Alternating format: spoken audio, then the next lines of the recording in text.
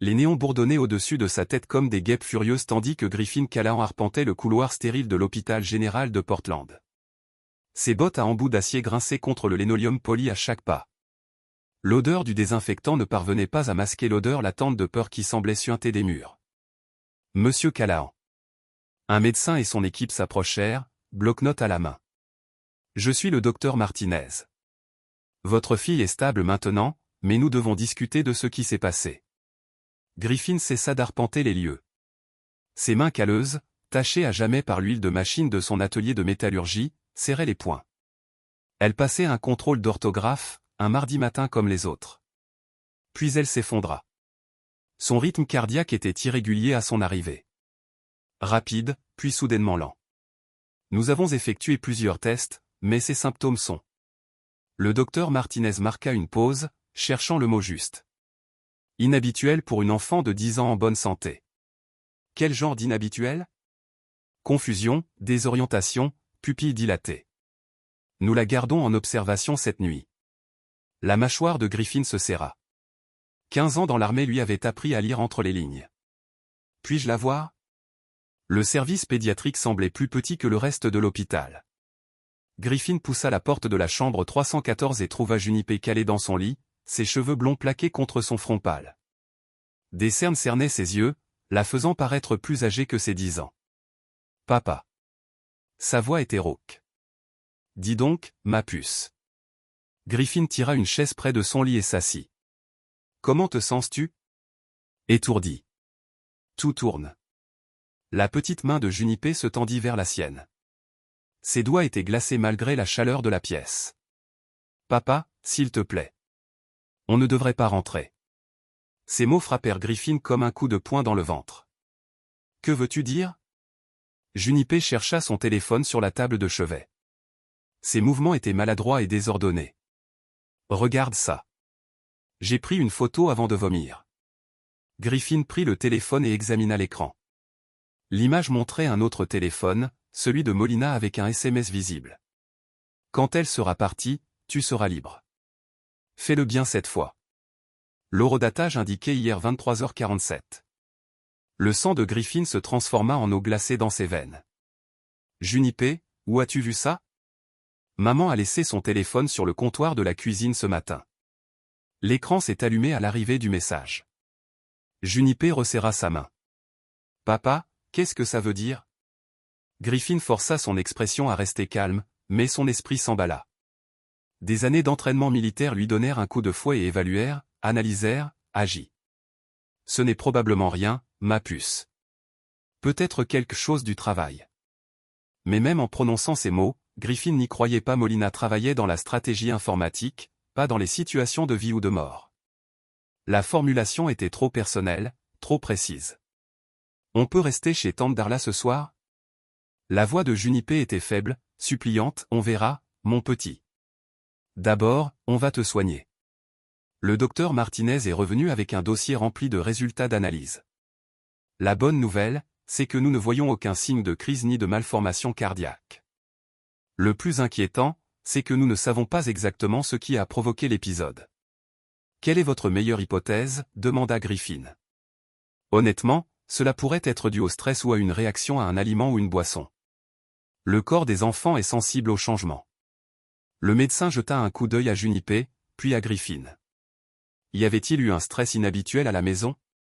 Des changements de routine, de nouveaux médicaments. Griffin pensa au SMS qui brûlait dans sa poche. Non, rien d'inhabituel.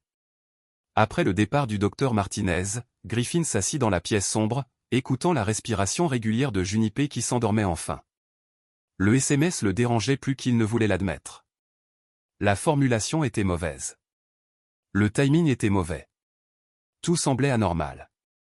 Son téléphone vibra. Un SMS de Molina. Comment va-t-elle? Impossible de quitter le travail, mais je pense à vous deux. Griffin fixa le message un long moment avant de répondre. Stable. Nuit en observation. Bien. À demain à la maison. Point sans poser de questions sur la cause. Pas de panique. Pas d'appel immédiat pour l'hôpital.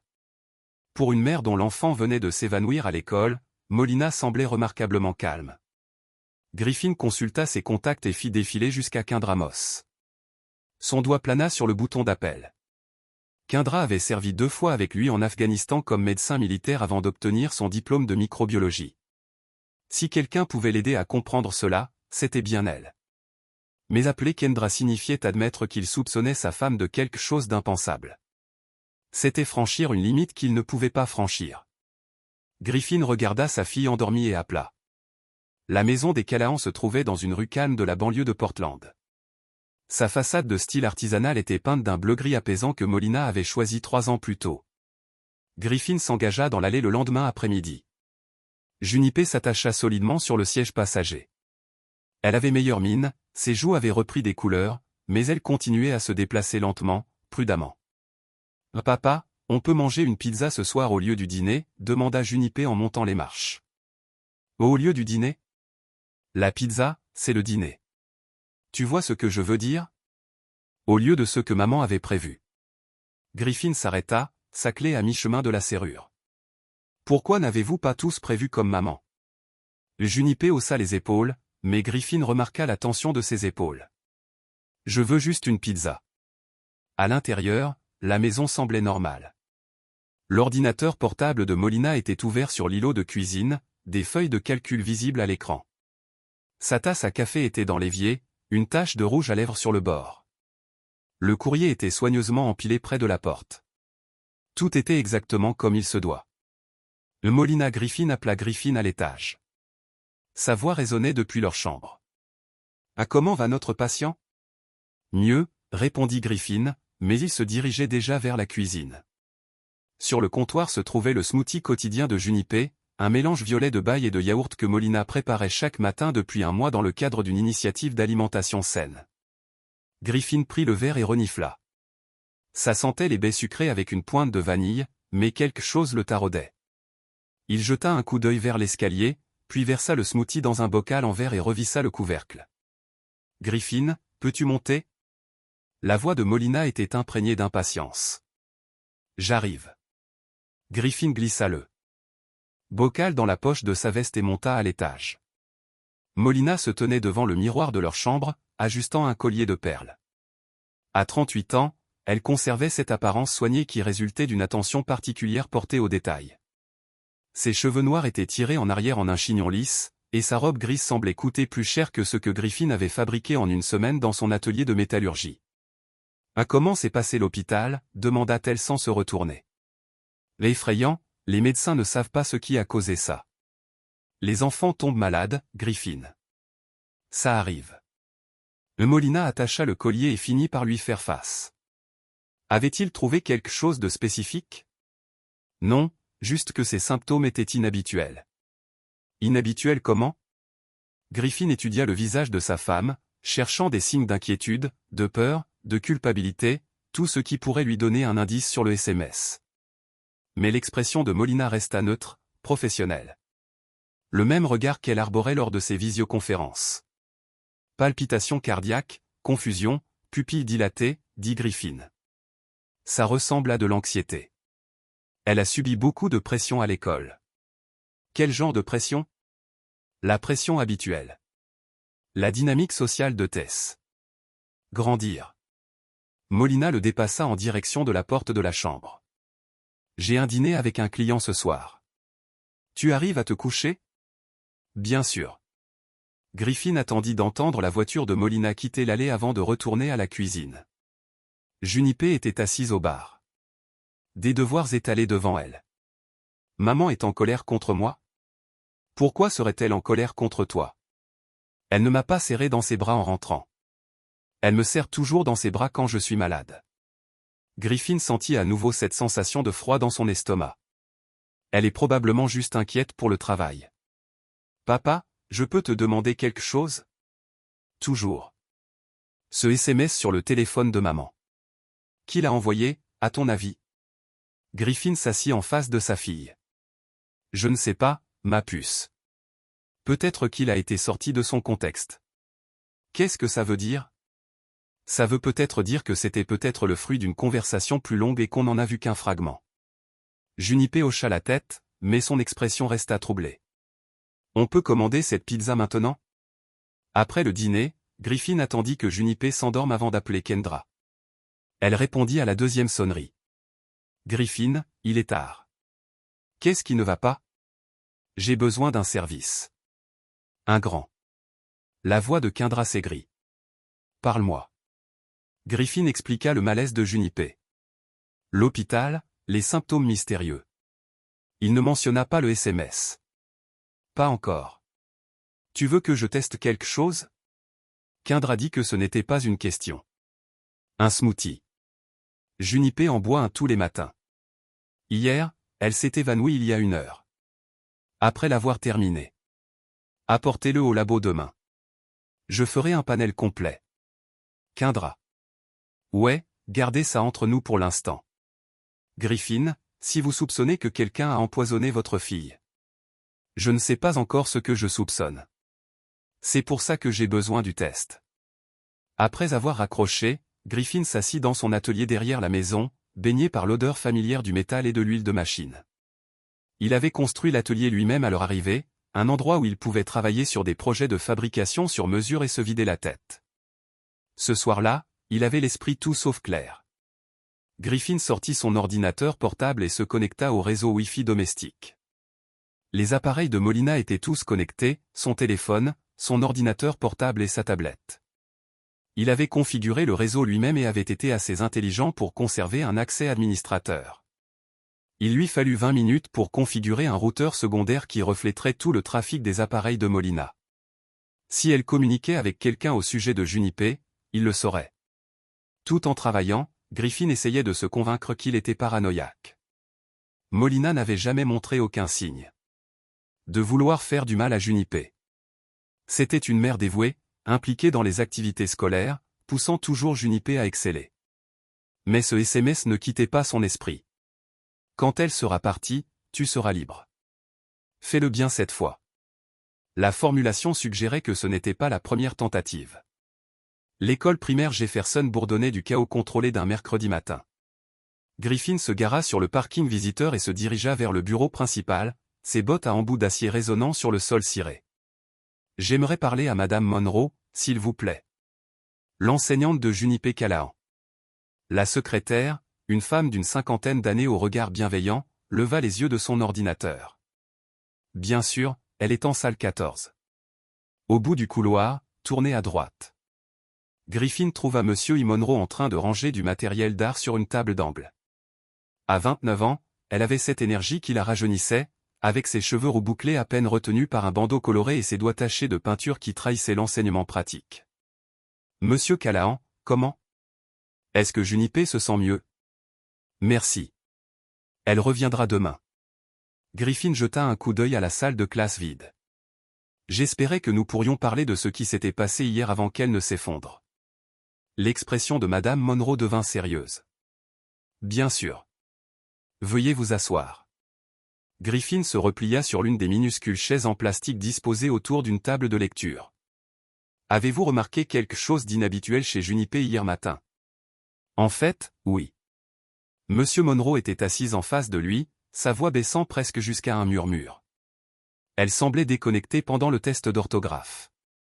Elle commençait à écrire une réponse, puis s'arrêtait et fixait le papier comme si elle avait oublié ce qu'elle faisait. Est-ce que c'est déjà arrivé? Plusieurs fois au cours du mois dernier. Rien de dramatique, juste un moment de distraction. Je suppose qu'elle était fatiguée ou distraite. Madame Monroe marqua une pause, choisissant soigneusement ses mots. Monsieur Callahan, quelque chose a-t-il changé à la maison récemment? Que voulez-vous dire? Junipé semblait anxieuse à propos de l'heure de la sortie. La semaine dernière, quand j'ai annoncé à la classe l'arrivée des parents, elle a demandé si elle pouvait rester après l'école. Griffin sentit sa poitrine se serrer. Qu'est-ce qu'elle a dit quand je lui ai demandé? Elle a dit qu'elle ne voulait pas rentrer à la maison avec sa mère. Elle a dit que sa mère avait un comportement bizarre ces derniers temps. Bizarre comment? Madame Monroe a jeté un coup d'œil vers la porte de la classe, puis s'est penchée plus près. Monsieur Callahan, je ne devrais probablement pas partager ça, mais Junipé m'a dit que sa mère lui donnait des smoothies spéciaux pour l'aider à mieux se concentrer. Elle a dit qu'ils avaient un drôle de goût et qu'ils la donnaient envie de dormir. La classe lui semblait soudain trop petite. Griffin agrippa le bord de la table en plastique pour garder les mains stables. A-t-elle dit autre chose? Elle a demandé s'il était normal que les mères regardent leurs enfants dormir. Apparemment, elle se réveille souvent la nuit et trouve Madame Callahan debout sur le pas de sa porte. Le sang de Griffin se glaça. À quelle fréquence? Elle ne le dit pas, mais cela la dérangeait clairement. Les yeux de Madame Monroe s'emplirent d'inquiétude. Monsieur Callahan, tout va bien à la maison? Griffin força sa voix à rester calme. Nous traversons une période de stress en ce moment. Nous sommes sous pression, ce genre de choses. Je suis sûr que c'est tout. Mais même en prononçant ces mots, Griffin savait qu'il mentait. Après avoir quitté l'école, Griffin se rendit au laboratoire de Kendra, à l'autre bout de la ville. Le bâtiment abritait plusieurs petites entreprises de biotechnologie, et le cabinet de conseil en microbiologie de Kendra occupait une suite d'angles au 3e étage. Griffin la trouva dans le laboratoire principal, penchée sur un microscope. Elle leva les yeux à son entrée, son expression indifférente s'adoucissant légèrement en le voyant. « Tu as une mine d'enfer, dit-elle. Va encore plus mal. » Griffin sortit le bocal de sa veste. « Voilà ce smoothie. » Kendra prit le bocal et le porta à la lumière. Base de baille violette. C'est ce que Molina dit à Junipé. Il dit que c'est pour la concentration et l'énergie. Je vais faire un dépistage toxique complet, à la recherche de tout ce qui pourrait provoquer les symptômes que tu as décrits. Kendra posa le bocal sur son établi. Griffin, qu'est-ce que tu ne me dis pas? Griffin sortit son téléphone et lui montra la photo du SMS. Le visage de Kendra s'assombrit en lisant « Bon sang, Griffin. » Ça empire. Griffin lui raconta les observations de Madame Monroe, le comportement étrange de Molina, la peur de Junipé de rentrer chez elle avec sa mère. Depuis combien de temps cette routine de smoothie dure-t-elle? Environ un mois, juste au moment où Junipé a commencé à avoir des problèmes à l'école. Kendra resta silencieuse un long moment, observant le pot. Si quelqu'un voulait empoisonner lentement un enfant, un smoothie quotidien serait la méthode idéale. Les saveurs fruitées prononcées masqueraient presque tous les additifs. Combien de temps avant les résultats? Donnez-moi jusqu'à demain après-midi. Mais Griffin, si le résultat est positif, vous devez appeler la police immédiatement. Je le ferai. Promis. Et Griffin la regarda dans les yeux. Promis. Ce soir-là, Griffin était assis dans son atelier, installant le logiciel de surveillance sur son ordinateur portable. Le routeur secondaire fonctionnait parfaitement, capturant et enregistrant tout le trafic réseau des appareils de Molina. Oui, il fonctionnait. Son téléphone vibra, un SMS de Molina retentit. Il travaille encore tard. Ne tardez pas, Griffin vérifia l'horodatage. 20h47. Il ouvrit un logiciel de surveillance et récupéra les données de localisation de Molina. D'après le GPS de son téléphone, elle n'était pas au bureau. Elle se trouvait à une adresse de l'autre côté de la ville, appelée Eaglerest Behavioral Lodge.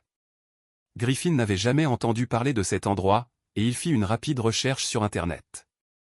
Eaglecrest Behavioral Lodge semblait être une sorte de centre de thérapie privé spécialisé dans les approches alternatives de la dynamique familiale et des relations parentales.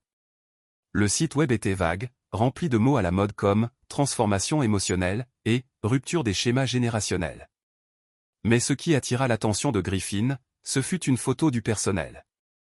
Un visage lui semblait familier, même s'il ne parvenait pas à le situer où il l'avait déjà vu, celui du Dr Kesley, fondateur et thérapeute principal du centre. Griffin fixa la photo un long moment, puis ferma l'ordinateur. Demain, après avoir reçu les résultats des tests de Kendra, il se rendrait à Eaglecrest pour voir ce que sa femme faisait vraiment dans la maison. Junipé dormait paisiblement dans son lit, ignorant que son père, assis dans son atelier, veillait, déterminé à découvrir des vérités qui changeraient leur vie à jamais. L'appel arriva à 14h30 jeudi, alors que Griffin soudait des supports pour une rampe d'escalier sur mesure. Il retira son masque et décrocha à la 4e sonnerie. « Ce n'est pas une bonne nouvelle », dit Kendra sans préambule que la poitrine de Griffin se serrait.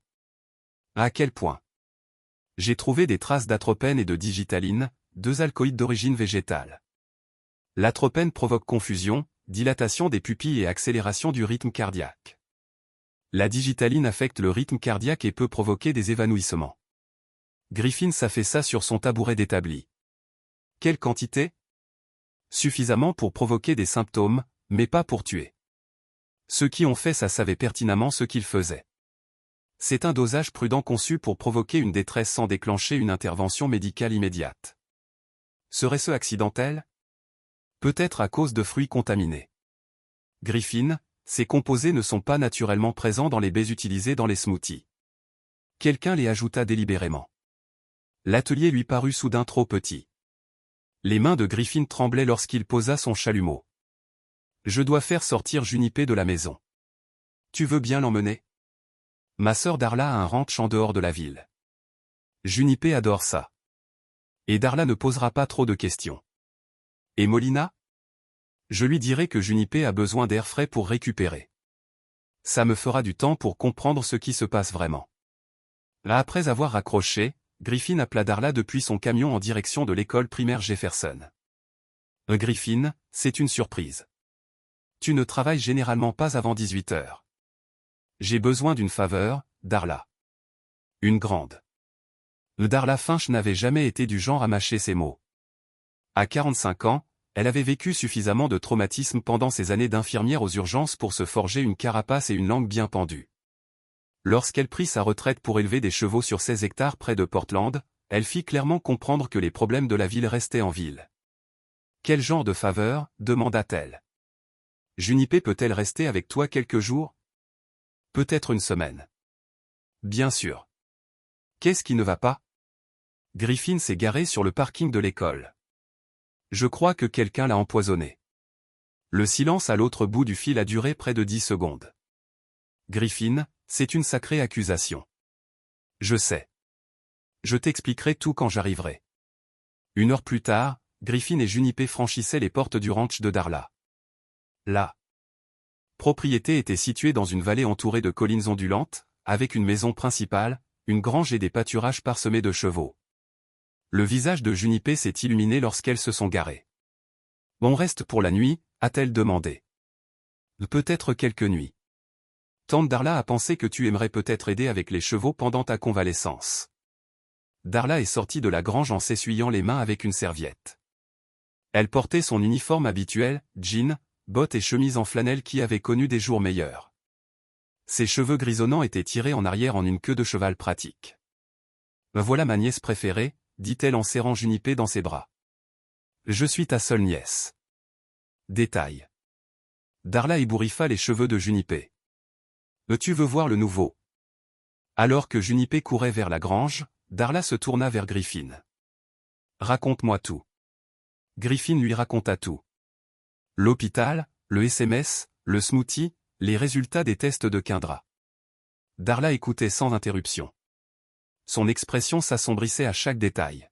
« Tu me dis que Molina empoisonne lentement Junipé. C'est ce que les preuves suggèrent. Et tu n'as pas appelé la police parce que j'ai besoin de plus de preuves. Un simple smoothie et un vague SMS ne suffiront pas. Molina est intelligente, a beaucoup de relations et elle aura des avocats. » Darla resta silencieuse un instant, regardant Junipé caresser l'un des chevaux à travers la clôture. « Que veux-tu de moi? Garder Junipé en sécurité. Ne laisse pas Molina l'emmener nulle part. Et ne parle pas de l'empoisonnement à Junipé. Elle a déjà assez peur comme ça. Qu'est-ce que tu vas faire? Trouver qui a envoyé ce SMS et découvrir ce que Molina fait vraiment à Eagle Crest Behavioral Lodge. » Ce soir-là, Griffin rentra chez elle et trouva Molina dans la cuisine, son ordinateur portable ouvert et un verre de vin à moitié vide à côté. « Où est Junipé ?» demanda-t-elle sans lever les yeux. « Ah Darla. Je pensais qu'un peu de temps avec les chevaux l'aiderait à se sentir mieux. Combien de temps reste-t-elle? Quelques jours, peut-être tout le week-end. » Molina leva les yeux, le regard perçant. Cela semble excessif pour un simple malaise. Le médecin avait recommandé repos et peu de stress. Le ranch est parfait pour ça. Molina ferma son ordinateur portable avec un clic sec. J'aurais préféré être consulté sur cette décision. Tu étais au travail. Je ne voulais pas te déranger. Les soins de ma fille ne sont jamais un problème. Griffin. La conversation ressemblait à une partie d'échecs. Chacun manœuvrait pour se positionner sans révéler sa véritable stratégie. Griffin remarqua que Molina n'avait pas demandé de nouvelles de Junipé, ni si elle allait mieux ni si sa mère lui manquait. Je viendrai demain après le travail pour prendre de ses nouvelles, dit Molina. En fait, Darla avait demandé si on pouvait attendre le week-end. Quelque chose comme ne pas perturber la routine du cheval avec trop de visiteurs. C'était une excuse faible, mais Molina sembla l'accepter. Elle prit son vin et se dirigea vers l'escalier. J'ai du travail à finir à l'étage. Après que Molina se soit couché, Griffin ouvrit son logiciel de surveillance. Son téléphone était resté à Eaglerest Behavioral Lodge ce soir-là de 18h15 à 20h30, soit 2h30. Griffin consulta l'historique de navigation de Molina. Il s'agissait principalement de sites de développement de logiciels liés au travail, d'outils de gestion de projet, de communication client. Mais au milieu se trouvaient plusieurs recherches qui le glaçaient. Loi sur la garde des enfants en Oregon, preuve de l'inaptitude du père, parent, affaire de divorce militaire, ordonnance de protection d'urgence. Les recherches remontèrent à 3 semaines, juste au moment où la routine smoothie avait commencé. Griffin fit une capture d'écran de tout et l'enregistra sur un disque crypté. Puis il fouilla plus en profondeur dans les comptes de messagerie de Molina. La plupart de ses emails personnels étaient des confirmations d'achats banals, des notifications de réseaux sociaux, des spams. Mais dans un dossier intitulé « Santé et bien-être », Griffin trouva quelque chose qui lui fit mal au cœur, des échanges de mai avec un certain R. Kesley, le même Dr Ravelin Kesley de l'Eaglecrest Behavioral Lodge. Les emails étaient soigneusement formulés, mais le sens était clair. Le processus d'adaptation exige de la patience. Les enfants résistent souvent au changement de leurs schémas émotionnels. Nous avons discuté de l'importance d'une mise en œuvre progressive. Un changement trop rapide pourrait entraîner des revers. Vos inquiétudes concernant les schémas traumatiques générationnels sont fondées. Les techniques que nous avons évoquées vous aideront à éviter qu'elles ne reproduisent les dépendances émotionnelles de votre famille. Les mains de Griffin tremblaient en lisant les messages les uns après les autres. Il parlait de Junipé, de la changer, de l'adapter, de se débarrasser de ses dépendances émotionnelles. Le dernier email de la chaîne datait d'il y a 2 jours seulement. Si l'approche actuelle n'atteint pas les résultats escomptés, il faudra peut-être envisager une intervention plus directe. Le système de garde dont nous avons discuté permettrait un meilleur contrôle de l'environnement thérapeutique. Griffin a tout copié sur son disque dur crypté, puis a passé l'heure suivante à faire des recherches sur le Dr Ravelin Kesley. Ces découvertes ont tout expliqué. La licence de psychologie de Kesley avait été révoquée il y a 5 ans en Californie pour pratiques contraires à l'éthique impliquant des patients vulnérables et promotion de techniques thérapeutiques non scientifiquement fondées. Depuis, il dirigeait des centres de thérapie non agréés, changeant d'état lorsque les autorités le rattrapaient. Sa spécialité semblait être de convaincre les parents que leurs enfants avaient besoin d'une restructuration émotionnelle pour briser les schémas générationnels de faiblesse et de dépendance. Griffin a trouvé des témoignages d'anciens patients, de personnes ayant échappé à l'influence de Kesley et prêtes à parler publiquement de leurs expériences. Les histoires étaient horribles. Des parents convaincus de maltraiter émotionnellement leurs enfants au nom de leur renforcement. Des familles détruites par les techniques de manipulation de Kesley. Le premier témoignage s'est démarqué. Le docteur Kesley m'a convaincu que l'affection de mon fils pour moi était une dépendance malsaine qui l'affaiblirait à l'âge adulte.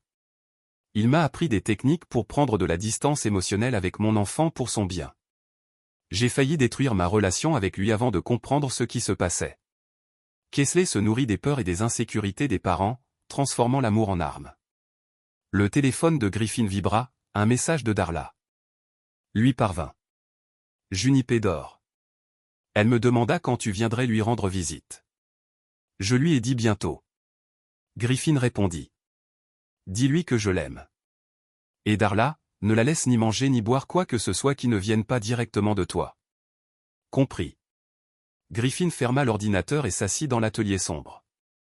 Les pièces du puzzle s'emboîtaient enfin. Molina avait d'une manière ou d'une autre établi un lien avec Kesley, probablement grâce à une de ses recherches en ligne sur la parentalité ou la psychologie de l'enfant. Kesley l'avait convaincu que l'affection et la dépendance normale de Junipé pendant son enfance étaient des problèmes à résoudre. L'intoxication au smoothie n'était pas censée tuer Junipé. L'objectif était de la rendre malade, confuse et repliée sur elle-même. L'objectif était de briser le lien père-fille, rendant Junipé plus facile à manipuler et à contrôler. Et si cela ne fonctionnait pas, Molina se préparait à une bataille pour la garde de sa fille, utilisant le passé militaire et le syndrome de stress post-traumatique de Griffin contre lui. Griffin sortit son téléphone et chercha un contact qu'il n'avait pas appelé depuis des années, Clay Buchanan, l'avocat qui l'avait aidé à s'y retrouver dans le système d'invalidité des anciens combattants après sa démobilisation, au moment où il était temps de faire appel à un avocat. Vendredi après-midi, Griffin se gara en face de l'Eagle Crest Behavioral Lodge et attendit. Le bâtiment ressemblait à un complexe de bureaux reconvertis, avec ses vitres teintées et une petite enseigne qui pouvait facilement passer inaperçue. À 17h45, la berline argentée de Molina entra sur le parking. Griffin s'était déclaré malade dans un magasin et avait passé la journée à se préparer pour la surveillance. Il avait emprunté un téléobjectif à Orson Webb, un photographe qui lui faisait parfois des contrats pour des travaux de métallerie architecturale. Orson n'avait posé aucune question lorsque Griffin lui avait expliqué qu'il devait documenter des affaires personnelles. Griffin était maintenant assis dans son camion avec l'appareil photo, se sentant comme un détective privé dans un mauvais film. Mais ce n'était pas de la fiction. C'était la vie de sa fille. Molina sortit de sa voiture et se dirigea vers l'entrée de l'immeuble. Elle avança d'un pas décidé, comme quelqu'un qui connaissait la routine. À la porte, elle fut accueillie par un homme que Griffin avait reconnu grâce aux photos du site web, le docteur Ravelin Kessler en personne. Griffin prit des photos tandis qu'il discutait brièvement dehors, puis disparut dans l'immeuble. Un T615. Le téléphone de Griffin vibra, un SMS d'un numéro inconnu.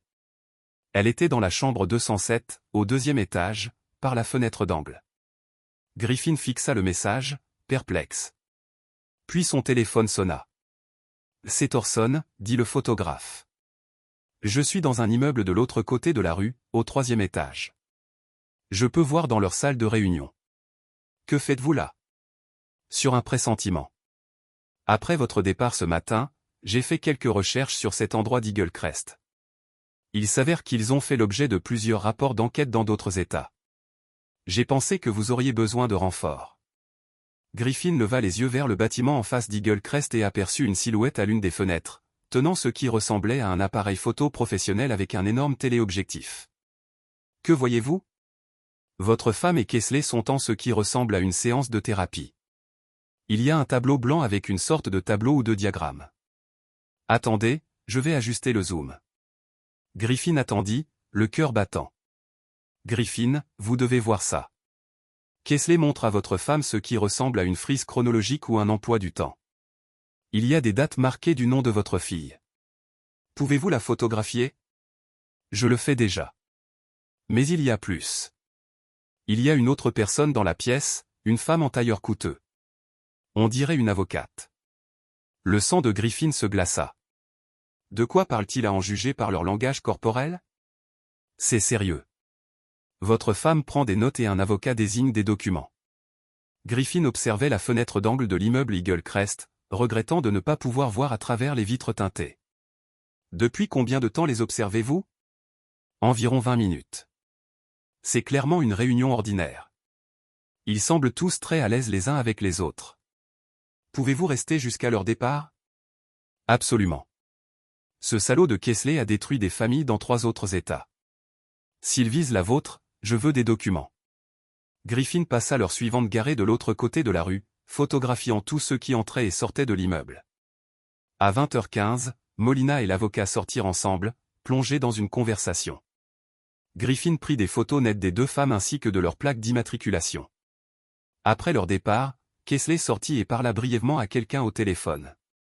Griffin réussit à le photographier également, remarquant la voiture de luxe qu'il conduisait et la plaque d'immatriculation personnalisée. Penseur. Le téléphone de Griffin vibra, un autre SMS de Morrison lui avait été envoyé. J'ai tout. Rendez-vous à la Murphy's Tavern, sur Burnside, dans 20 minutes. Cette taverne Murphy était le genre de bar sombre et sans prétention qui attirait les artisans et les gens qui préféraient boire sans parler. Griffin trouva Orson dans un box d'angle. Ordinateur portable ouvert et matériel photo étalé sur la table. « Mon Dieu, Griffin, dans quoi ta femme s'est-elle impliquée ?» Orson Webb avait la cinquantaine, la silhouette élancée de quelqu'un qui passait ses journées à grimper sur les chantiers pour photographier des détails architecturaux. Ses cheveux gris étaient tirés en queue de cheval et ses mains portaient les mêmes cicatrices que celles dues au travail avec des outils et des machines. « Montre-moi ce que tu as. » Orson tourna l'écran de son ordinateur portable vers Griffin. Les photos étaient incroyablement nettes, prises au téléobjectif depuis l'autre côté de la rue. Griffin pouvait voir Molina Kessler et un avocat en pleine séance de planification. Cette frise chronologique sur le tableau blanc, dit Orson en désignant l'une des photos. Regarde les dates. Griffin plissa les yeux vers l'écran. La date commençait il y a 3 semaines et s'étendait dans le futur. À côté de chaque date, une annotation. Certaines étaient indéchiffrables, mais d'autres étaient suffisamment claires. Début de l'intervention. Suivi de la réponse émotionnelle. Préparation de la garde. Mise en œuvre finale. La date limite était encerclée et marquée comme le jour J dans 2 semaines. Qui est l'avocat ? Demanda Griffin. J'ai vérifié une plaque d'immatriculation. Céleste Darnell, spécialiste en droit de la famille. Elle a la réputation de remporter des batailles difficiles pour la garde des enfants, surtout lorsqu'un parent est militaire ou a des problèmes psychologiques. Griffin se sentait mal. Il monte un dossier contre moi. Plus que ça, Orson a sorti une autre photo. Celle-ci montre des documents éparpillés sur la table. Regardez-moi ça. Griffin pouvait distinguer des parties de documents officiels, des dossiers médicaux, des évaluations psychologiques, des formulaires judiciaires. Il planifiait ça depuis des semaines, voire des mois. Orson a dit, il ne s'agit pas de thérapie ou d'aider votre fille. Il s'agit de vous la retirer. Comment ? À mon avis, ils vont prétendre que vous êtes un parent inapte. TSPT militaire, état émotionnel instable, possiblement des tendances violentes. Pendant ce temps, ils ont systématiquement sapé l'attachement de votre fille à vous. Griffin a pensé à l'empoisonnement au smoothie, au récent repli sur soi de Junipé, à sa peur de rentrer chez elle avec sa mère. L'empoisonnement n'était pas destiné à la blesser définitivement. Il visait à la rendre effrayée et confuse. Du coup, elle paraîtrait traumatisée lors de son examen. Exactement. Et si un enfant semble traumatisé et dit avoir peur de son père, quel juge va lui accorder la garde ? Griffin fixait les photos. La rage montait dans sa poitrine. Je dois arrêter ça. Comment ? Vous allez à la police avec ce que nous avons et les avocats de Kesley diront qu'il s'agit d'une tentative désespérée d'un père pour éviter de perdre la garde. Ils diront que vous traquez votre femme et que vous inventez des théories du complot. Alors, que dois-je faire ? Orson est resté silencieux un moment, étudiant les photos sur son ordinateur portable. Nous avons besoin qu'ils s'incriminent. Enregistrez-les pour discuter de leur véritable projet. Comment ? Je ne sais pas encore, mais je connais quelqu'un qui pourrait nous aider à le découvrir. Griffin haussa un sourcil. Kendra, tu as dit qu'elle était scientifique, n'est-ce pas ? Les scientifiques sont doués pour concevoir des expériences. Nous devons concevoir une expérience qui révèle la vérité. Le téléphone de Griffin vibra, un SMS de Molina. Je travaille encore tard. Ne m'attends pas. D'après le logiciel de surveillance, elle était toujours à Eagle Crest. Ils n'ont pas encore fini, dit Griffin. Je veux y retourner et voir ce qu'on peut documenter d'autre. Orson sourit et commença à ranger son matériel photo. Je pensais que tu ne poserais jamais la question. L'enveloppe est arrivée par courrier à 8 heures du matin lundi. Griffin était dans son atelier, faisant semblant de se concentrer sur un projet de portail personnalisé tout en surveillant les communications numériques de Molina. La sonnette retentit et il trouva une femme en tailleur tenant une épaisse enveloppe en papier craft. Griffin Callahan, c'est moi. Tu es servi. Bonne journée.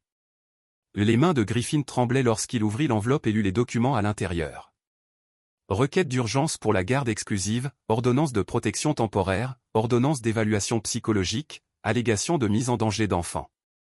Les documents dépeignaient Griffin comme un ancien combattant instable souffrant de SSPT, qui représentait un danger pour sa fille.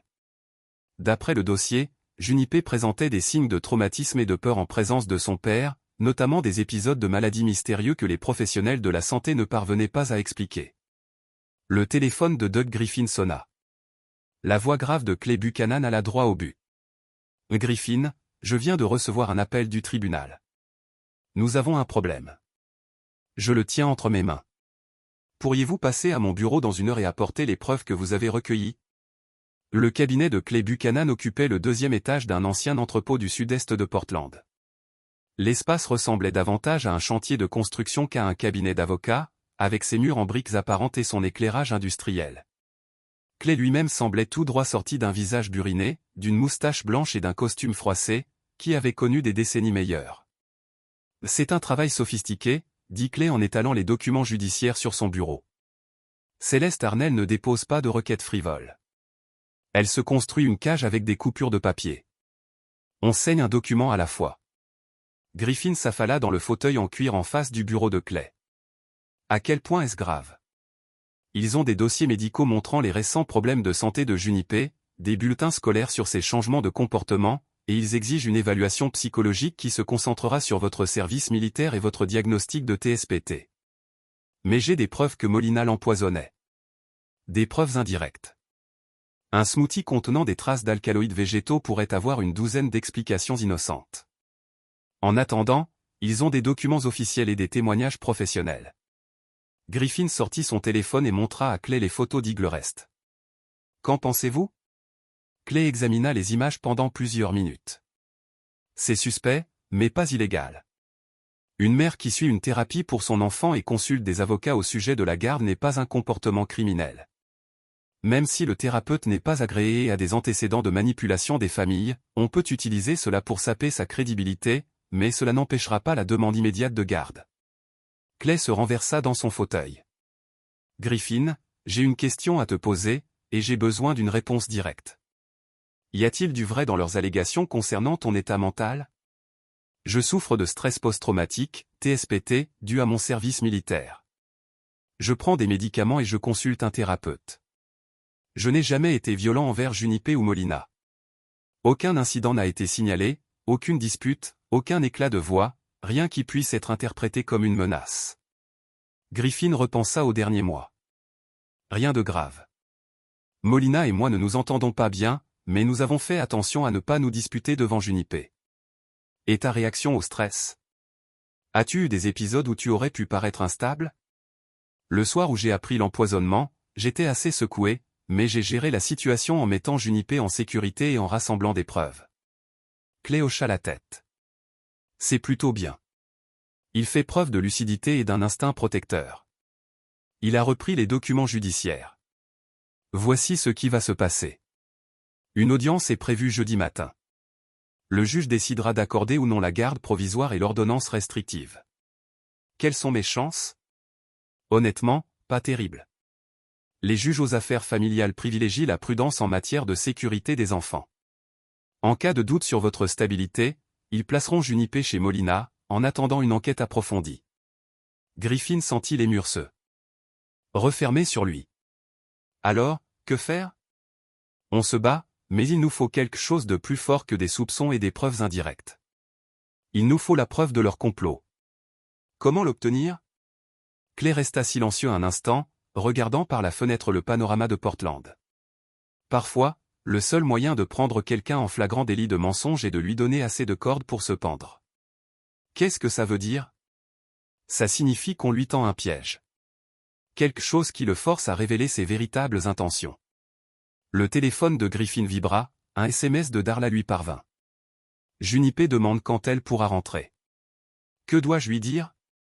Griffin montra le message à Clay. Dis-lui qu'elle reste ici pour l'instant, dit Clay. Et Griffin, ne contacte pas Molina directement. N'entre pas chez elle. Ne fais rien qui puisse être interprété comme une violation de l'ordonnance restrictive, même si elle n'a pas encore été accordée. Je suis censé rester assis là sans rien faire pendant qu'ils détruisent ma famille. Non, tu vas m'aider à monter un dossier qui révèle la vérité. Clay se leva et se dirigea vers un classeur, mais nous allons le faire légalement et prudemment. Une seule erreur et nous perdons tout. Alors que Griffin quittait le bureau de Clay, son téléphone sonna.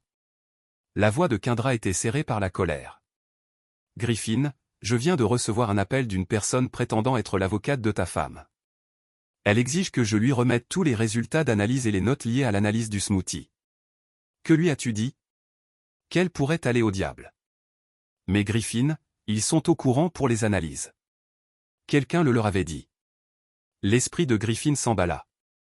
Comment pouvait-il être au courant de l'analyse de Kendra? Il avait pris soin de garder cette information privée, à moins qu'il n'ait surveillé ses communications de la même manière qu'il surveillait les leurs. Kendra, j'ai besoin que tu protèges toutes tes données. Fais des copies et conserve-les en lieu sûr. C'est déjà fait. Mais Griffin, cela signifie qu'il se prépare à un combat. Il ne chercherait pas à dissimuler des preuves à moins d'être inquiet. Place dit qu'il nous faut des preuves de leur complot. Quelque chose qui révèle leurs véritables intentions. Quel genre de preuves? Griffin réfléchit à la suggestion d'Orson, concevoir une expérience pour révéler la vérité. Je crois avoir une idée, mais je vais avoir besoin de ton aide. Peu importe ce que tu veux. Que dirais-tu de m'aider à simuler un enlèvement? La cabane était située au cœur de 9,5 hectares de forêt dense dans la forêt nationale d'Abcan, à 2 heures au sud de Portland. Orson avait acheté la propriété il y a 5 ans pour en faire un lieu de retraite photographique, et son emplacement isolé la rendait parfaite pour le plan de Griffin. Mais tu es sûr de toi? Si ça tourne mal, on pourrait tous finir en prison. Ça ne tournera pas mal, dit Griffin, même s'il n'en était pas entièrement convaincu. Molina pense que Junipé est en sécurité au ranch de Darla. Lorsqu'elle recevra un appel l'informant que Junipé a été enlevé, son premier réflexe sera de contacter celui qui l'aide à organiser cette bataille pour la garde de son enfant. Orson sortit du chalet avec un petit appareil qui ressemblait à un détecteur de fumée. Une surveillance audio est en place. Chaque mot prononcé dans le chalet sera enregistré sous plusieurs angles. Et la vidéo? Demanda Griffin. Des caméras cachées dans la pièce principale, la chambre et la cuisine. Alimentées par batterie, elles sont activées par le mouvement. Même s'ils en trouvent quelques-unes, ils ne les trouveront pas toutes. Les Griffin examinent le chalet, essayant d'imaginer la scène qui se déroulerait ici demain soir. Darla appellera Molina à 18 heures précises pour lui dire que Junipé a disparu du ranch. Elle dira avoir trouvé des traces de lutte et que quelqu'un a laissé un mot demandant une rançon. Et le mot indiquera cette adresse, ajouta Kendra. D'accord. Molina paniquera et viendra seule jusqu'ici, comme nous le souhaitons. Qu'est-ce qu'elle appelle la police à la place? Demanda Orson. Elle ne le fera pas immédiatement si elle a travaillé avec Kesley pour monter un dossier de garde. La dernière chose qu'elle souhaite, c'est que les forces de l'ordre enquêtent sur la disparition de Junipé. Trop de questions sur la raison de la présence de Junipé au ranch. Le téléphone de Griffin vibra, un SMS de Clay lui ayant été envoyé. L'audience reportée à vendredi matin nous donne un jour de plus. Griffin montra le message aux autres. Le timing était parfait. Le lendemain soir, Griffin était assis dans la pièce principale du chalet pendant que Kendra et Orson surveillaient le matériel de surveillance depuis une position cachée dans les bois. À 18 heures précises, le téléphone de Griffin sonna. « C'est fait », dit Darla. Elle y crut complètement. Elle fut prise de panique et dit qu'elle descendait immédiatement. Comment avait-elle l'air? Terrifiée, mais aussi en colère, comme si c'était de ta faute. A-t-elle mentionné appeler quelqu'un d'autre? Elle a dit qu'elle devait d'abord passer quelques coups de fil, puis elle descendrait. Griffin, je me sens mal de lui mentir comme ça. Je sais, mais si on a raison sur ce qu'elle fait à Junipé, c'est la seule façon de le prouver. Griffin raccrocha et s'installa pour attendre. D'après le GPS, le téléphone de Molina se dirigeait vers le sud sur l'I5. Elle arriverait au chalet dans environ 90 minutes à 19h45. Griffin entendit une portière de voiture claquer dehors. Il se plaça près de la fenêtre d'où il pouvait voir Molina s'approcher du chalet. Elle avait l'air affolée, son apparence habituellement impeccable échevelée et ses mouvements saccadés par le stress. Griffin ouvrit la porte du chalet avant qu'elle puisse frapper. « Où est-elle » demanda Molina en le poussant pour entrer dans le chalet. « En sécurité pour l'instant. » Molina se retourna pour lui faire face, le regard hagard. « Griffin, que diable se passe-t-il » Darla a dit que quelqu'un avait emmené Junipé au ranch. Quelqu'un l'a fait. Moi. La confusion sur le visage de Molina était sincère. De quoi parles-tu? Je suis au courant pour les smoothies, Molina. Je suis au courant pour Kesley et les séances de thérapie. Je suis au courant de la bataille pour la garde que tu préparais. L'expression de Molina passa de la confusion à la peur. Je ne vois pas ce que tu veux dire. De l'atropine et de la digitaline, c'est ce que tu mets dans les smoothies au genièvre. Le visage de Molina devint blanc. Elle s'affaissa sur une chaise du chalet, les mains tremblantes. Comment l'as-tu découvert? Est-ce important? La question est, pourquoi? Pourquoi empoisonner notre fille? Pendant un long moment, Molina fixa le sol. Puis elle leva les yeux vers Griffin et son expression changea du tout au tout. La peur avait disparu, remplacée par quelque chose de froid et de calculateur. Elle s'attachait trop à toi, dit Molina doucement. Le docteur Kessler m'a aidé à comprendre que la dépendance de Junipé envers toi était malsaine. Elle la fragilisait. Griffin sentit son estomac se nouer. Faible. Les enfants doivent apprendre l'indépendance, Griffin. Ils doivent comprendre que les attachements émotionnels sont temporaires et souvent destructeurs. Mon père était faible, toujours en quête d'approbation et d'affection. Cela l'a détruit, alors vous avez décidé de l'empoisonner. Les médicaments n'étaient pas destinés à lui faire du mal de façon permanente. Ils étaient destinés à créer une distance pour l'aider à comprendre qu'on ne peut pas toujours faire confiance aux autres pour prendre soin de vous. Griffin fixait sa femme, voyant une étrangère. Vous l'avez rendue malade volontairement. Vous lui avez fait peur. Je l'ai rendue plus forte. La voix de Molina gagnait en assurance, comme si elle récitait un argumentaire bien rodé. Le docteur Kessler expliquait comment les schémas traumatiques générationnels se répètent. Junipé montrait les signes de la même dépendance émotionnelle qui a détruit ma famille. Elle a 10 ans, Molina. Elle est censée dépendre de ses parents. C'est exactement le genre de raisonnement qui perpétue le cycle. Molina se leva et commença à arpenter la petite cabane. Le docteur Kessler a aidé des dizaines de familles à briser ces schémas. Les enfants qui apprennent l'indépendance émotionnelle tôt deviennent des adultes plus forts et plus épanouis. Et si ça ne marche pas, tu vas me l'enlever complètement. Molina s'arrêta de marcher. Comment sais-tu ça? Griffin sortit son téléphone et lui montra une photo d'Orson prise à Eagle Crest. Je suis au courant pour Céleste Arnel. Je suis au courant de la bataille pour la garde que tu prépares. Tu m'espionnes. Je protège ma fille de quoi? De l'indépendance. De la libération de schémas d'attachement malsains. Griffin n'en croyait pas ses oreilles. Molina, écoute-toi. Tu parles de notre fille comme d'une expérience psychologique. Peut-être que oui. La voix de Molina devenait plus forte, plus agitée. C'est peut-être ce qu'il faut pour briser le cycle. Mon père a passé toute sa vie à chercher la validation des autres. Il est mort ruiné et seul, car il n'a jamais appris à compter sur lui-même.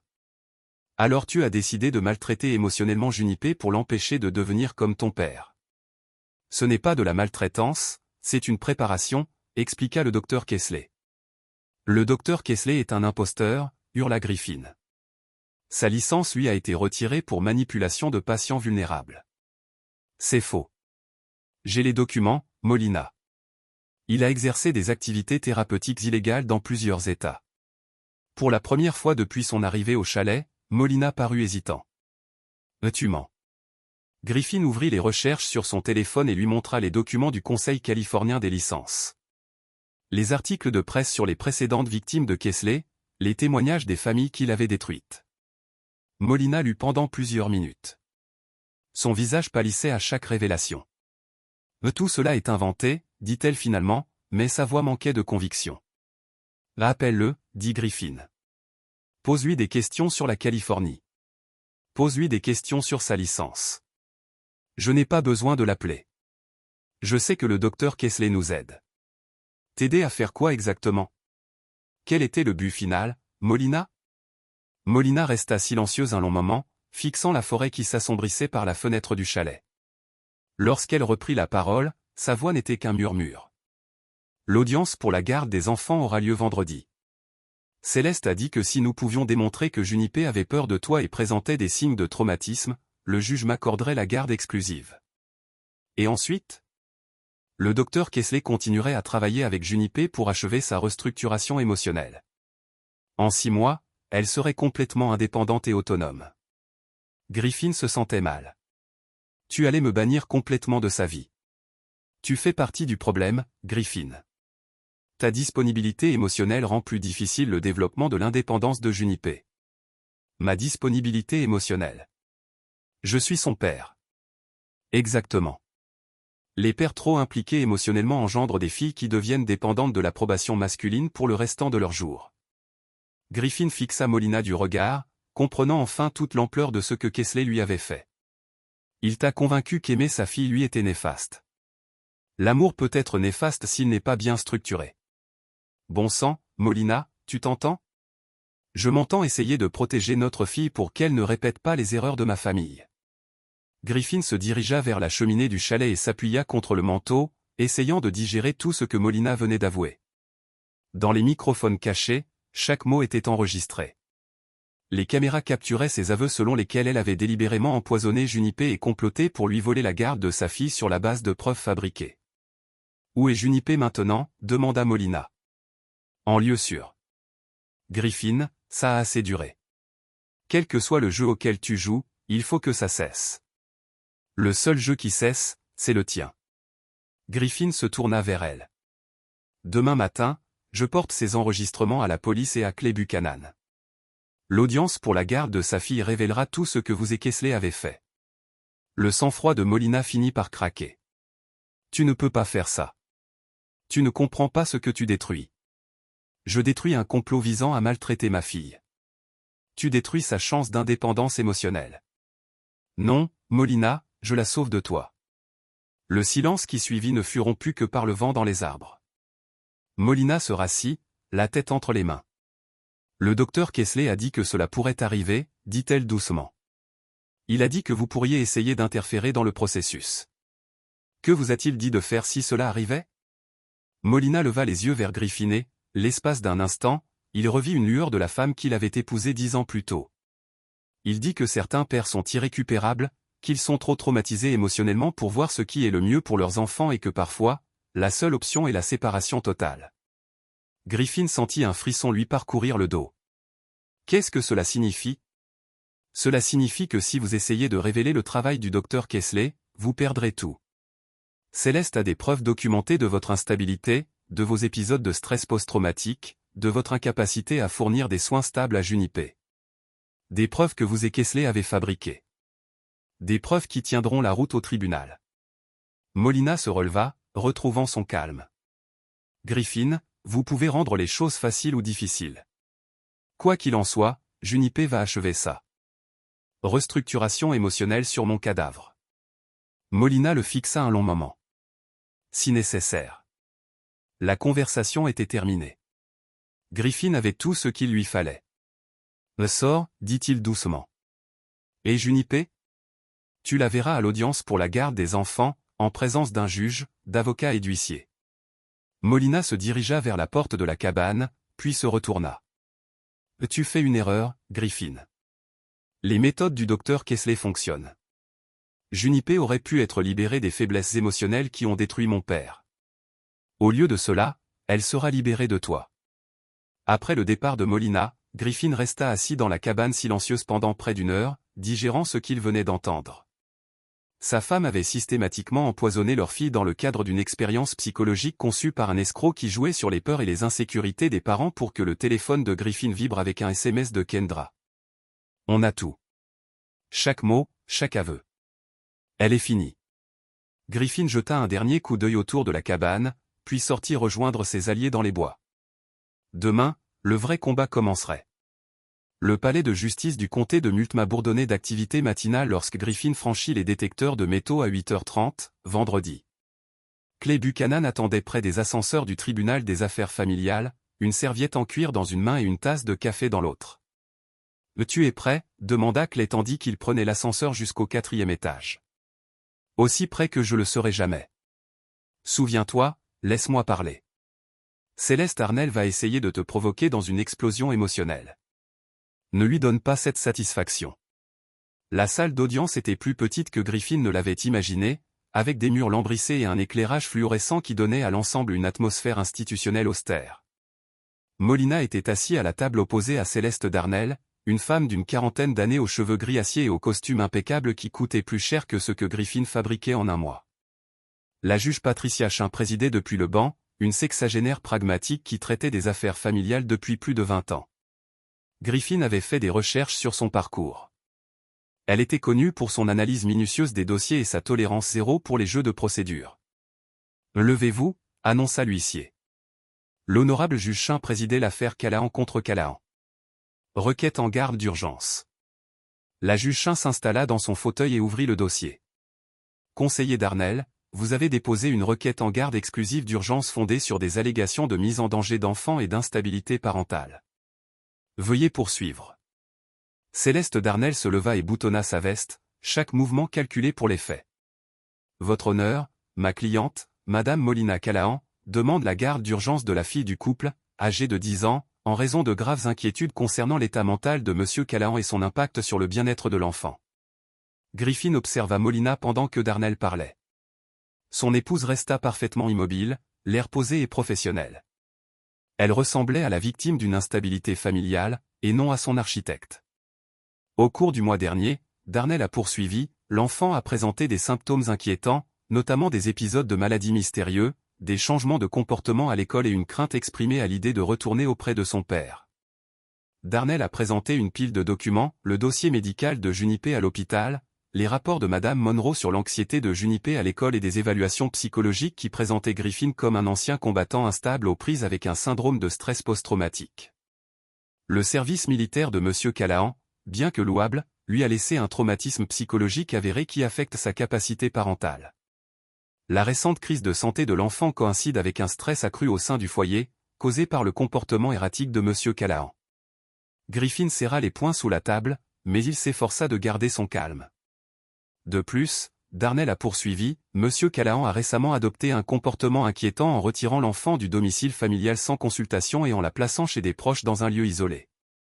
Ce schéma de prise de décision unilatérale démontre son incapacité à assurer efficacement la coparentalité. Le juge Chin a écouté sans interruption, prenant occasionnellement des notes dans le dossier. Votre honneur, Madame Callahan demande la garde exclusive afin de protéger sa fille de tout nouveau préjudice psychologique et de lui fournir l'environnement stable nécessaire à son rétablissement après un traumatisme récent. Darnell s'est assis et le juge Chin s'est tourné vers Clay. Monsieur Buchanan, votre réponse. Clay se leva lentement, son costume froissé et son apparence patinée contrastant fortement avec la présentation soignée de Darnell. Votre honneur, la requête du requérant est fondée sur des preuves fabriquées et des descriptions délibérément trompeuses des actes de ma cliente. Clay s'est dirigé vers une table où Kendra et Orson étaient assis dans la galerie, et est revenu avec une boîte de documents et du matériel d'enregistrement. Monsieur Callahan n'a pas retiré sa fille du domicile en raison d'un comportement erratique. Il l'a retirée parce qu'il a découvert des preuves que Madame Callahan avait systématiquement empoisonné l'enfant. Un murmure parcourut la salle d'audience. L'expression sereine de Molina vacilla un instant. C'est une allégation grave, Monsieur Buchanan, dit le juge Chin, j'espère que vous avez des preuves pour l'étayer. Oui, votre honneur. Clay déposa les résultats d'analyse de Kendra sur le banc du juge. Il s'agit d'analyses de laboratoire sur les boissons que Madame Callahan donnait quotidiennement à l'enfant. Les échantillons contenaient de l'atropène et des alcaloïdes végétaux digitaliques qui provoquent exactement les symptômes que l'enfant a ressentis à l'école et à l'hôpital. Le juge Chin examina les rapports d'analyse tandis que Darnell se levait. Objection, votre honneur. Ces prétendus résultats d'analyse sont irrecevables. Ils ont été obtenus sans chaîne de responsabilité appropriée et réalisés par un laboratoire non agréé. Le docteur Kendra Moss est une microbiologiste agréée avec 15 ans d'expérience. Clay répondit. Son laboratoire est certifié par l'État de l'Oregon pour les analyses toxicologiques. Votre honneur, insista Darnell. Même si ces résultats sont exacts, ils ne prouvent rien sur les antécédents de ma cliente. Implication. L'enfant aurait pu être exposé à ces substances n'importe où. Clay sourit. Cela pourrait être vrai, maître, si nous n'avions pas les aveux enregistrés de Madame Callahan. Le silence retomba dans la salle d'audience. Griffin vit le visage de Molina pâlir. Monsieur Buchanan, dit prudemment le juge Chin. Prétendez-vous détenir un enregistrement de Madame Callahan avouant avoir empoisonné sa fille? Oui, votre honneur. Et bien plus encore. Clay installa un système de haut-parleur portable et inséra une clé USB. Votre honneur, cet enregistrement a été réalisé il y a 2 jours lorsque Madame Callahan s'est volontairement rendue dans un lieu privé, croyant sa fille en danger. Monsieur Callahan lui a présenté les preuves de l'empoisonnement et Madame Callahan a admis non seulement l'administration délibérée de substances toxiques, mais aussi un complot plus vaste impliquant un thérapeute non agréé et des preuves fabriquées pour cette bataille pour la garde des enfants. Je m'y oppose. Darnell se leva brusquement. Cet enregistrement a été réalisé à l'insu et sans le consentement de ma cliente. Il est irrecevable en vertu des lois de l'Oregon sur la protection de la vie privée. L'enregistrement a été réalisé de propriété privée avec la connaissance et le consentement de toutes les parties présentes, répondit Clay. Madame Callahan n'était ni en état d'arrestation ni en détention, et elle était libre de partir à tout moment. Le juge Chin a examiné les 2 arguments. J'autorise l'écoute de l'enregistrement, mais je me réserve le droit d'exclure les passages qui enfreignent les lois sur la protection de la vie privée. Poursuivez, Monsieur Buchanan. Clay appuya sur lecture et la voix de Molina emplit la salle d'audience. Les médicaments n'étaient pas destinés à lui infliger des blessures permanentes. Ils visaient à créer une distance pour l'aider à comprendre qu'on ne peut pas toujours faire confiance aux autres pour prendre soin de vous. Griffin vit l'expression du juge changer. Tandis que l'enregistrement se poursuivait, la discussion informelle de Molina sur l'empoisonnement de Junipé, sa collaboration avec le docteur Kesley et ses projets de fabriquer des preuves pour la bataille pour la garde des enfants dressaient le tableau d'une maltraitance infantile calculée déguisée en intervention thérapeutique. Le moment le plus accablant fut lorsque Molina avoua le complot pour la garde des enfants. L'audience de garde aura lieu vendredi. Céleste dit, si nous pouvions démontrer que Junipé avait peur de vous et présentait des signes de traumatisme, le juge m'accorderait la garde exclusive. Un garde. À la fin de l'enregistrement, un silence de mort régnait dans la salle d'audience. La juge Chin fixa les documents devant elle pendant près d'une minute avant de lever les yeux. Madame Darnell, souhaitez-vous répondre à ces preuves? Céleste Darnell avait l'air d'avoir reçu un coup de masse. Elle jeta un coup d'œil à Molina, figée sur sa chaise, puis de nouveau au juge. Votre honneur, Ma cliente était clairement sous la contrainte pendant cette conversation. Ces déclarations ont été obtenues sous la contrainte et sorties de leur contexte. Madame Darnell, je viens d'écouter votre cliente décrire calmement et systématiquement une campagne de plusieurs mois visant à empoisonner sa fille et à fabriquer des preuves pour cette procédure de garde. Quel passage a été sorti de son contexte? Darnell n'avait pas de réponse. La juge Chin ferma le dossier et joignit les mains. Madame Callahan, veuillez vous lever. Molina se leva lentement, son sang-froid professionnel finissant par craquer. Madame Callahan, au vu des preuves présentées aujourd'hui, j'accorde immédiatement la garde exclusive de Junipé Callahan à son père, Griffin Callahan. De plus, j'ordonne que vous n'ayez aucun contact sans surveillance avec l'enfant dans l'attente d'une enquête criminelle approfondie sur les allégations de mise en danger d'enfants et de complot. Molina vacilla légèrement, s'agrippant à la table pour se soutenir. Monsieur Callahan, poursuivit le juge Chin, vous obtenez la garde légale et physique complète de votre fille, Madame Callahan n'ayant droit à des visites surveillées qu'après l'achèvement de l'évaluation et du traitement psychologique ordonné par le tribunal. Le regard du juge Chen se porta sur la table de l'accusation où un représentant du procureur avait discrètement pris des notes tout au long de l'audience. Je transmets également cette affaire au bureau du procureur pour d'éventuelles accusations criminelles liées à la mise en danger d'enfants, au complot et au parjure. Un mandat d'arrêt sera émis contre le docteur Ravelin Kesley pour exercice de la psychologie sans licence et complot en vue de commettre des abus sur enfants. Griffin ressentit un soulagement profond. C'était terminé. L'audience est levée. Le juge Chin annonça, Monsieur Callahan, vous pouvez récupérer votre fille immédiatement. Lorsque la salle d'audience se vidait, Griffin se tenait debout, les jambes tremblantes. Clay lui tapota l'épaule. C'est fait, Griffin. Tu l'as récupéré. De l'autre côté de l'allée, Céleste Darnell chuchotait à Molina, qui semblait sous le choc. Alors que Griffin passait devant leur table, Molina leva les yeux vers lui. Griffin, attends. Il s'arrêta malgré lui. Ce n'est pas comme ça que ça devait se passer, dit-elle doucement. Le docteur Kesley avait dit que la thérapie l'aiderait à devenir plus forte. Griffin fixa sa femme, sa future ex-femme, la voyant clairement pour la première fois depuis des mois. Molina, tu as empoisonné notre fille. Tu l'as rendue malade et effrayée pour pouvoir me l'enlever. J'essayais de l'aider. Non, tu essayais de la briser. Griffin se détourna. Ne nous contacte plus. Alors que Griffin quittait le tribunal, son téléphone vibra, accompagné d'un SMS de Darla. Comment ça s'est passé? Griffin répondit. On a gagné. Ramène Junipé à la maison. La nouvelle a éclaté ce soir-là sur les stations locales de Portland, mais lundi matin, elle était devenue nationale. Mère fait face à des accusations dans le conditionnement émotionnel présumé de sa fille a été le titre du site web de CNN, une couverture similaire apparaissant dans les principaux médias. Griffin s'est assis dans son atelier lundi après-midi en essayant de se concentrer sur le soudage d'une balustrade personnalisée tandis que son téléphone bourdonnait constamment d'appels de journalistes. Il avait cessé de répondre après la 15e demande d'interview. Kendra a frappé à la porte de l'atelier et s'est laissé entrer. Comment tirez-vous le coup? Mieux que prévu. Vous. J'ai demandé à 6 journalistes d'appeler le laboratoire pour demander des détails sur les tests de toxicologie. Je ne parle à aucun d'entre eux. Griffin a posé sa torche de soudage et a retiré son masque. Un mot sur Molina? Orson dit qu'elle a été licenciée ce matin. La société technologique a publié une déclaration sur la conduite incompatible avec les valeurs des entreprises ou quelque chose comme ça. Le téléphone de Griffin sonna à nouveau. Cette fois, il a reconnu le nombre clé Buchanan. Griffin, vous devez voir les nouvelles. Ils ont eu Kesley. Griffin a arrêté le site web local de son ordinateur portable. Le titre indiquait « Un thérapeute sans licence arrêté à la frontière canadienne ». L'article a détaillé comment le docteur Ravelin Kesley avait été arrêté au passage frontalier de Pisarch en essayant d'entrer au Canada. Les agents frontaliers ont trouvé plusieurs faux documents d'identification dans sa voiture ainsi qu'un ordinateur portable contenant ce que les procureurs ont décrit comme une documentation étendue des techniques de manipulation psychologique utilisées sur les familles vulnérables. L'ordinateur portable est la vraie mine d'or, a poursuivi Clay au téléphone. La criminalistique informatique du FBI a trouvé des fichiers de cas détaillés sur des dizaines de familles avec lesquelles Kesley avait travaillé.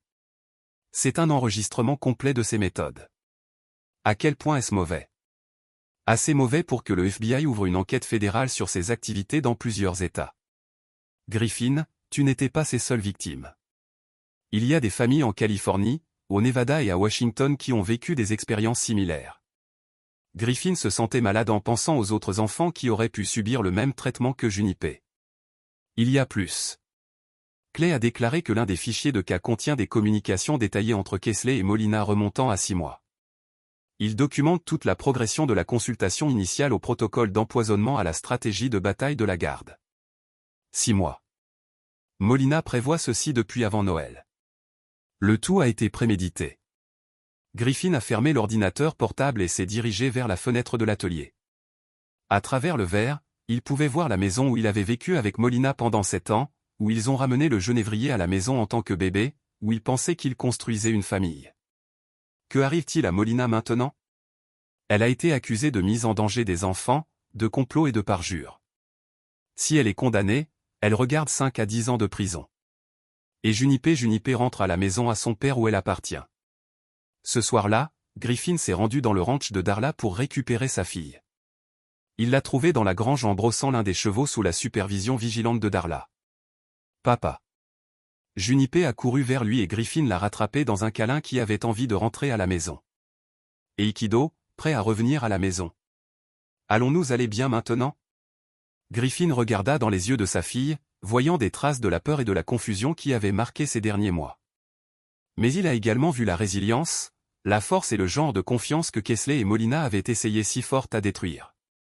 Ouais, ma chérie. Nous allons aller bien. Darla est apparue à côté d'eux. Foin dans ses cheveux et une expression satisfaite sur son visage altéré. À peu près temps, vous vous êtes remis ensemble. Merci pour tout, Darla. Je sais que ce n'était pas facile. Ce n'était pas facile de regarder ce que cette femme faisait à cette petite fille non plus. Darla a ébouriffé les cheveux de Junipé. Vous prenez soin de votre père. Vous ici? Il a traversé l'enfer pour vous ramener. Sur le chemin du retour, Junipé était silencieux pendant la majeure partie du voyage. Alors que je m'arrivais dans leur allée, elle a finalement parlé. Papa, maman va-t-elle en prison? Griffin avait redouté cette question. Probablement, chérie, elle a fait de très mauvais choix qui te blessent. Essayait-elle de me faire ne plus t'aimer? La franchise de la question a frappé Griffin comme un coup de poing à la poitrine. Je pense que oui. Oui. Cela n'a pas fonctionné. Griffin tendit la main et serra la main de sa fille. Non, gamin, ça n'a pas fonctionné. 1 an plus tard, Griffin se tenait sur le porche avant de la maison du ranch de Darla, regardant le genévrier chasser les poulets autour de la cour tandis que 3 chevaux ont brouté paisiblement dans le pâturage proche. L'air du matin portait le parfum du foin et du café. Et pour la première fois plus longtemps qu'il ne se souviendra, Griffin se sentait vraiment en paix. Kofi est prêt, a appelé Darla de la cuisine. Griffin a trouvé sa sœur au poêle qui retourne les crêpes avec la même efficacité. Travailler plus que ce qu'elle a laissé. Maintenir la propriété aux côtés de ses projets de fabrication personnalisés. Devrait être définitif le mois prochain. Molina a signé tous les papiers de prison. Bon débarras.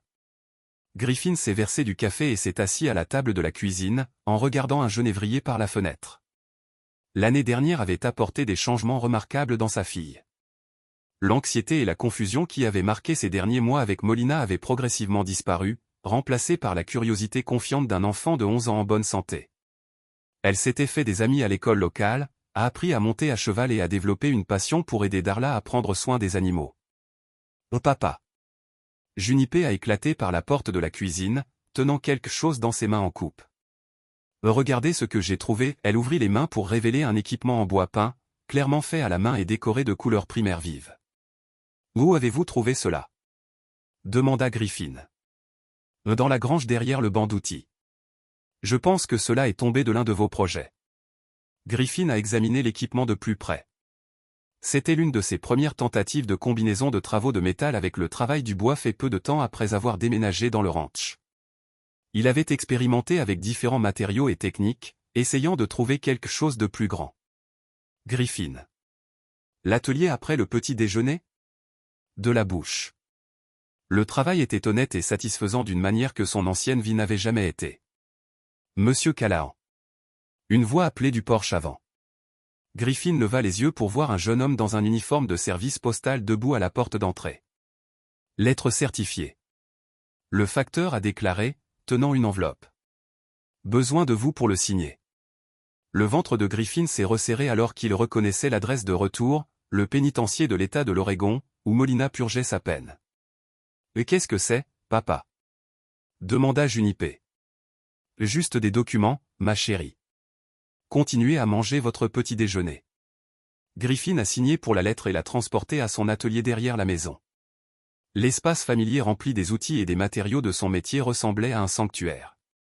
Le thérapeute m'a aidé à voir comment il a manipulé mes craintes concernant les faiblesses de mon père et m'a convaincu que je devais protéger la dépendance émotionnelle que je me trompe. Sa faute. Ne vous contactera plus. Que Molina Griffin a lu la lettre 2 fois, puis s'est rendu au poêle à bois de l'atelier. Il a frappé un match et l'a maintenu au coin du papier. Regardez les flammes se recroqueviller autour des mots de Molina. Certains ponts n'ont jamais été censés prendre du poids. Alors que la lettre brûlait à hache, Griffin a entendu le rire de Junipé dans la cour. Grâce à la fenêtre de l'atelier, il pouvait la voir courir vers le bâtiment. L'équipement en bois peint se serra dans sa main. « Papa, tu es prêt à réparer ça ?» Griffin a balayé les cendres dans le poêle et s'est tourné pour saluer sa fille. « Absolument. Voyons ce que nous pouvons construire ensemble. » Junipé a tenu l'équipement, l'examinant dans la lumière vive de l'atelier. « Je pense que ça va faire partie de quelque chose de vraiment cool. » Griffin a soulevé sa fille et l'a mise sur le workbench, puis a ramassé ses outils. Dehors, les chevaux ont brouté paisiblement au soleil de l'après-midi et les montagnes s'étendaient sans cesse vers l'horizon. « Papa, nous l'avons réparé », a déclaré Junipé. Ils ont travaillé ensemble, ses petites mains guidant les pièces tandis que l'expérience de Griffin les a transformées en quelque chose de nouveau. Pour la première fois depuis des années, Griffin a souri d'un véritable bonheur. Il l'avait en effet réparé non seulement l'équipement en bois, mais quelque chose de beaucoup plus important. Il construisait une vie basée sur la confiance, l'honnêteté et le genre d'amour qui rendait les enfants plus forts plutôt que de les décomposer.